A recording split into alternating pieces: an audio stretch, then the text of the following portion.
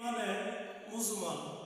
আমানতু বিল্লাহি কামা হুয়া বিআসমাইহি ওয়া সিফাতিহি ওয়া কাবিলতু জামিআ আহকামি ওয়া আরকানি।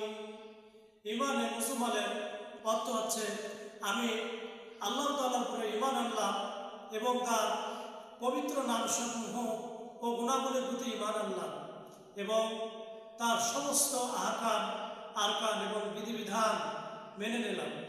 ইমানে মুফাসসাল আমানতু বিল্লাহি ওয়া মালাইকাতিহি ওয়া কুতুবিহি ওয়া রুসুলিহি ওয়াল ইয়াউমিল আখিরি ওয়াল কদরি খাইরিহি ওয়া শাররিহি মিনাল্লাহি তাআলা ওয়াল বা'সি বাদাল মাউত।